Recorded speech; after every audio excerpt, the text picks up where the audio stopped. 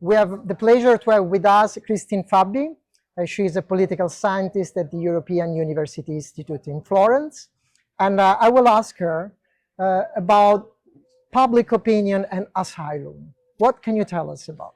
Well, Mario, first of all, thanks for having me here today. It's really a great honor and a pleasure. And I've been studying public opinion around asylum, and especially the idea of the asylum crisis as it gained steam in Europe, really for the better part of the last decade or so.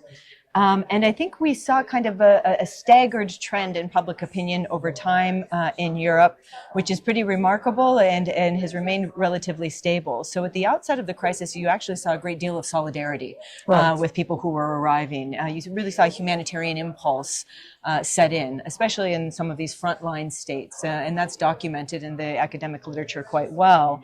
Greece and you've been working Greece and Cyprus were some of the places where I've worked most prominently, but I think you also had some of those reactions in Italy at the outset, to a lesser extent in Spain. But sooner rather than later, that sentiment gave way to a weariness that that particular crisis wasn't being handled particularly very well.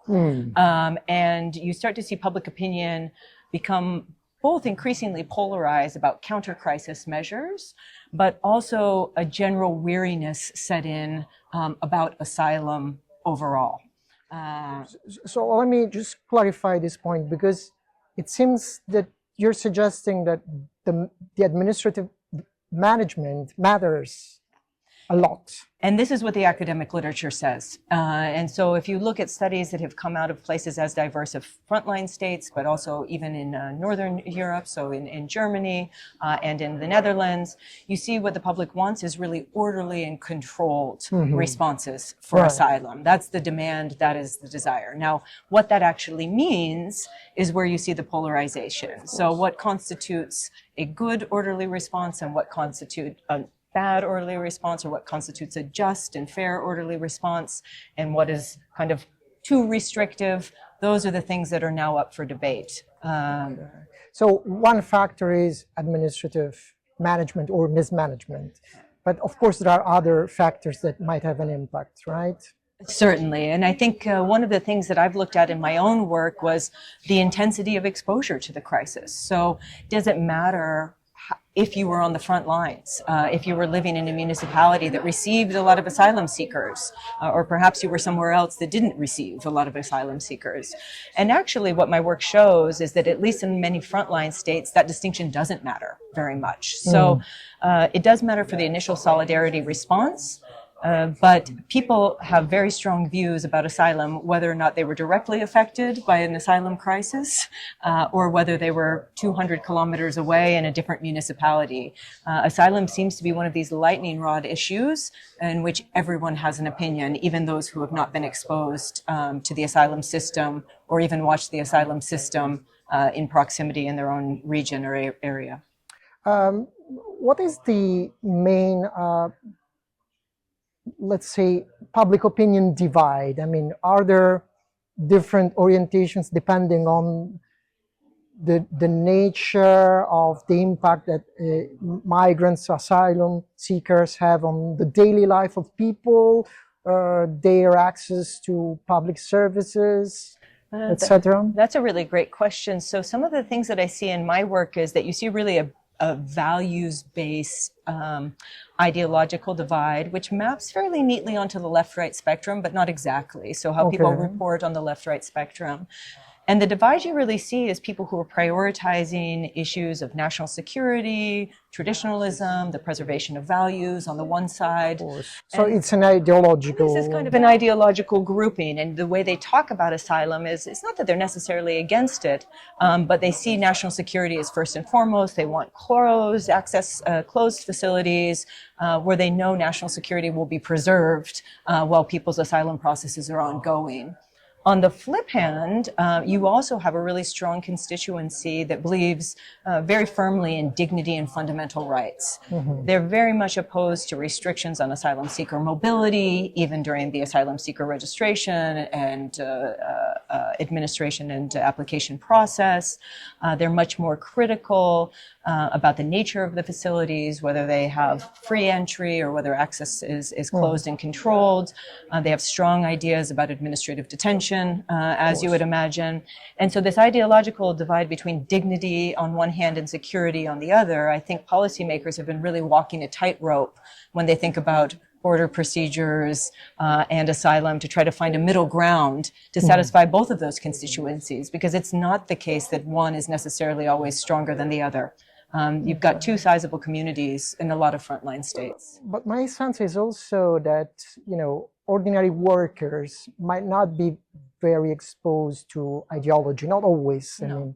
And yet sometimes it happens that they have strong feelings on this subject. On this subject, well, we did look a little bit about what were people's concerns. So did they have economic concerns? Were they worried about integration, about welfare provision?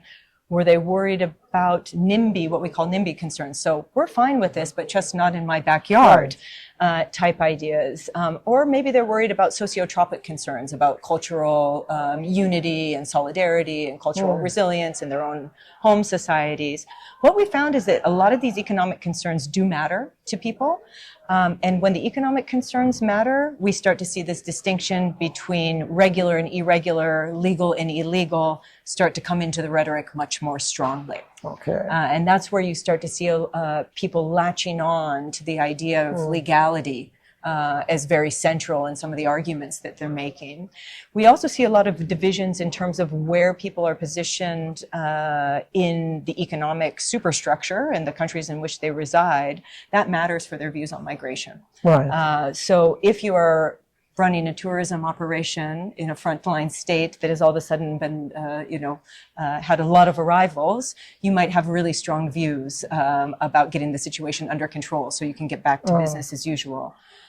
Whereas if you are running an agricultural outfit in the center of the country and you are missing labor hands, you might not feel too sad that a lot of people have arrived here, and you might not care if they've arrived regularly, irregularly. You see them as a pool of labor. Right. So I think these economic questions really depend on where someone sits in the home economy.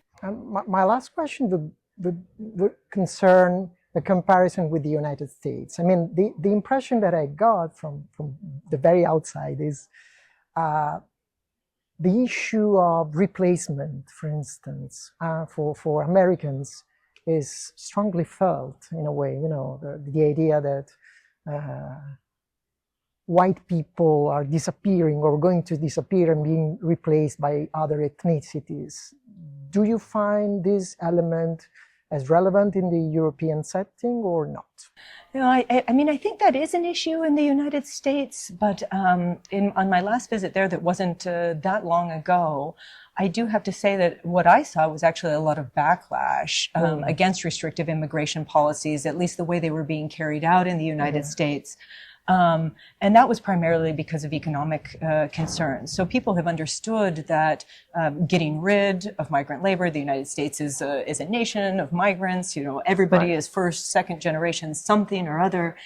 People have started to see the knock-on effects of that in the economy. And as we're already in this very kind of heated inflationary environment now with the war in Iran, dinging energy prices, people are starting to wonder if labor is also going to become much more expensive, what does that mean? So I would say that rather than kind of thinking about, theories that might be out there in the minds of people like Elon Musk about replacement, and, it's more come down to brass tacks issues of bread and butter politics in the United States. Some of those larger discussions are not the serious discussions. Right.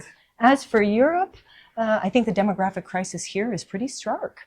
And people are recognizing that, and the trends are heading in that direction. Just take higher education as an example. We'll have fewer and fewer students. And there, I think the question turns to one of integration. And so if you want to have people not thinking in these very stark ideological terms, it's integration, which is the machine through which people become members of society. And in the European context, I think that's one of the real missing pieces, certainly not harmonized European-wide. Thank you very much. Thank you very you, much, Mario. KRISTINE. Really appreciate it. Thanks so much.